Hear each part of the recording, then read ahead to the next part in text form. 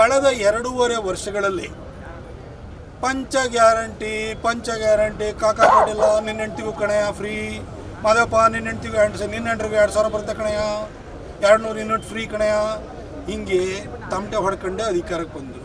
2.5 ವರ್ಷದಿಂದ ತಮಟೆನೇ ಹೊಡಿತಾ ಇದ್ದಾರೆ.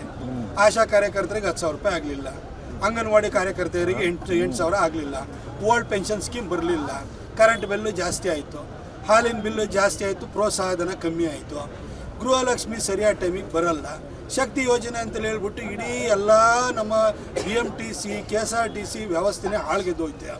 ಇನ್ನು ಪವರ್ನ ಫ್ರೀ ಕೊಡ್ತೀವಿ 200 ಯೂನಿಟ್ ಅಂತಂದರೆ ಅದರಲ್ಲೂ ಕಟ್ ಮಾಡಿ ಈಗ ಎಸ್ಕಾಮ್ಗಳೆಲ್ಲವೂ ಕೂಡ ಹಳ್ಳ ಹಿಡಿದು ಹೋಗಿರೋಂಥ ಸ್ಥಿತಿ ಬಂದಿದೆ. BMTC ಅವರು KSRTC ಅವರಿಗೆ ಟೈರ್ ಪಂಕ್ಚರ್ ಆದರೂ ನೀವು ಹೊಸ ಟೈರ್ ಹಾಕಕ್ಕೆ ಹೋದ್ರೆ ಅದರ ದುಡ್ಡಿಲ್ಲ. ಹೀಗೆ ರಾಜ್ಯದ ಅರ್ಥವ್ಯವಸ್ಥೆಯನ್ನು ಹಾಳುಗೆಡವಿ 8 ಲಕ್ಷ ಕೋಟಿ ರೂಪಾಯಿ ಸಾಲವನ್ನು ಮಾಡಿ ಅತಿ ಹೆಚ್ಚು ಸಾಲದ ಹೊರೆಯನ್ನು ಹೊರಿಸುವ ಮುಖಾಂತರವಾಗಿ 16 ಬಜೆಟನ್ನು ಮಂಡಿಸಿರುವಂಥ ವಿಶ್ವದ ಕುಖ್ಯಾತ ಅರ್ಥಶಾಸ್ತ್ರಜ್ಞ ಸಿದ್ದರಾಮಯ್ಯನವರು ಒಂದು ಸತ್ತ ಸರ್ಕಾರದ ನೇತೃತ್ವವನ್ನು ವಹಿಸಿದ್ದಾರೆ.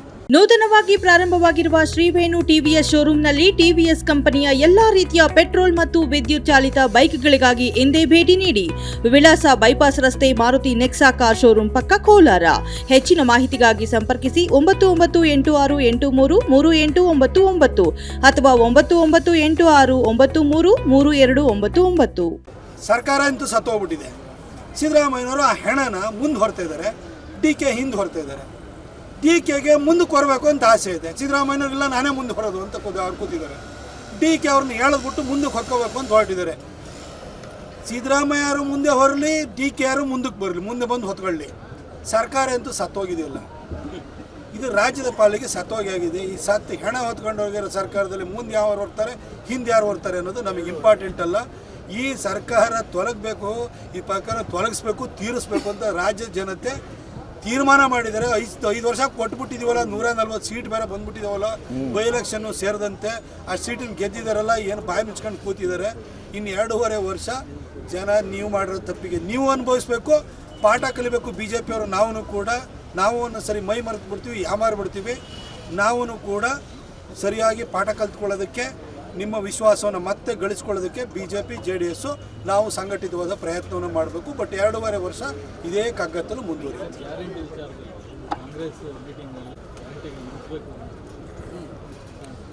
ಈಗ ನಾನು ಕೇಳ್ತೀನಿ, ಕೋಲಾರ ಜಿಲ್ಲೆಯಲ್ಲಿ ಯಾವ್ದಾದ್ರು ರೋಡಿಗೆ ಒಂದು ಇಡೀ ಟಾರ್ ಹಾಕ್ತಿದಾರ?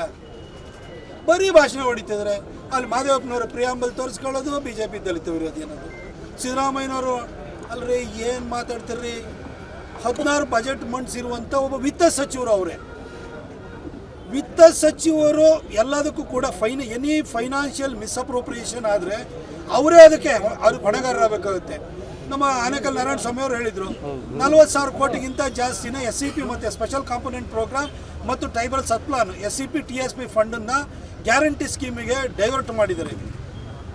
ಒಬ್ಬ ಫೈನಾನ್ಸ್ ಮಿನಿಸ್ಟರ್ ಆಗಿ he should be held accountable ಅವ್ರನ್ನ. ಹಾಗೆ ನಮ್ಮ ನಮ್ಮ ವಾಲ್ಮೀಕಿ ಅಭಿವೃದ್ಧಿ ನಿಗಮದಲ್ಲಿ 187 ಕೋಟಿ ಅದು ಹೋಯಿತು. ಅದಕ್ಕೆ ಯಾರು ರೆಸ್ಪಾನ್ಸಿಬಲ್ಲು? ಫೈನಾನ್ಸ್ ಸೆಕ್ರೆಟರಿ ಮತ್ತು ಫೈನಾನ್ಸ್ ಮಿನಿಸ್ಟ್ರು.